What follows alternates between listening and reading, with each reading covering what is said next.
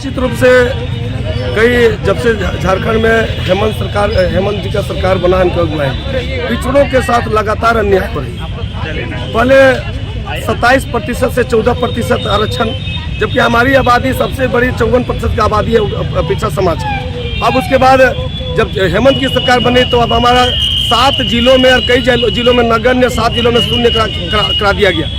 वर्तमान में अभी देख सकते हैं कि जो जिस मांग और मुद्दों के साथ आज हम लोग पुतला दहन के कार्यक्रम किए हैं कि ओबीसी समाज के जो बच्चे हैं, जो कॉलेज में पढ़ाई लिखाई कर रहे हैं, गरीब बच्चे हैं, उन लोगों का छात्रवृत्ति रोक दिया गया 6 महीना से।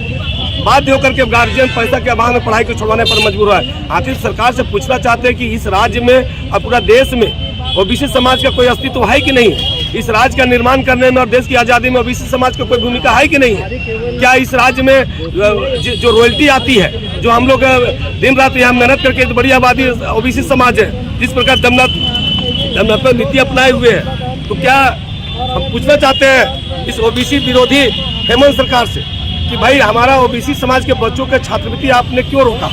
जब आप एससी का छात्रवृत्ति आप दे रहे हैं, फिर ओबीसी समाज के साथ इस तरह का अन्याय क्यों?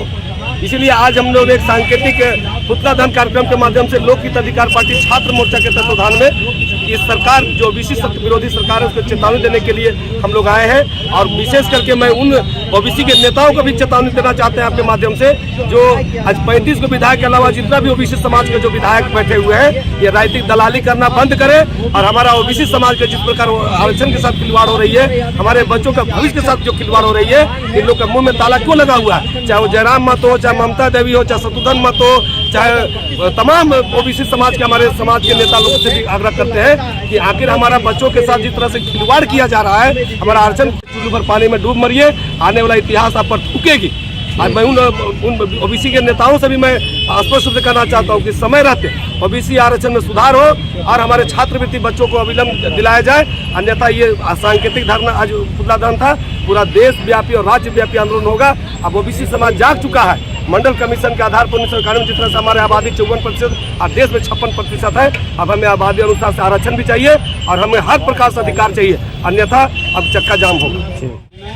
सरकार कुछ कोशिश नहीं कर रही है, वो सिर्फ इस फंड को दूसरे किसी फंड में डाइवर्ट कर रही है और अपना जो निकम्मा जो सरकार है वो अपना काम वो दिखा रही है कि हम काम कर रहे हैं, लेकिन किसी पेंशन रोक दिया जा रहा है, तो कहीं पे बहुत सारा ऐसा फंड है जिसको रोक करके ये बहुत सारा योजना लाया है, मैया सम्मान योजना दे रहा है, छात्रवृत्ति रोक के किसी न किसी प्रकार से जनता की सेवा तो हो ही रही है। नहीं, लेकिन देखिए हमारे देश की रीढ़ की हड्डी है स्टूडेंट, छात्र है, जो आज उसको कुछ ना कुछ तो सहायता मिलना चाहिए।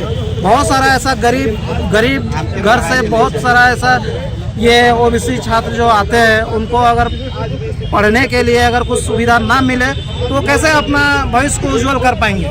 इसके लिए तो सरकार को सोचना चाहिए। ये छात्रवृत्ति रोक के ये तो क्या चाहती है सरकार?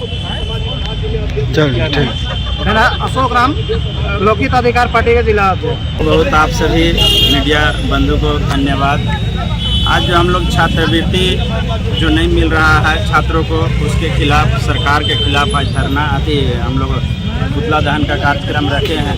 यदि हमारी झारखंड सरकार नहीं जागती है, ओबीसी के साथ भेदभाव करता है, तो हम लोग आज जो है यहाँ किए, हम लोग पूरे राज्य में आंदोलन करेंगे और पुतला दहन का कार्यक्रम को बढ़ाएंगे। इसलिए सरकार से हमारा ये कहना है कि आप जिस छात्रों को देश का भविष्य समझते हैं, उस छात्रों के साथ खिलवाड़ नहीं किया जाए और छात्रों के साथ भेदभाव न किया जाए। ओबीसी के साथ ज़्यादातर हो रहा है। मैं सरकार से मांग करना चाहता हूं कि जल्द से जल्द छात्रवृत्ति जो रुका हुआ है 6 महीना से, उसको देने का काम करें।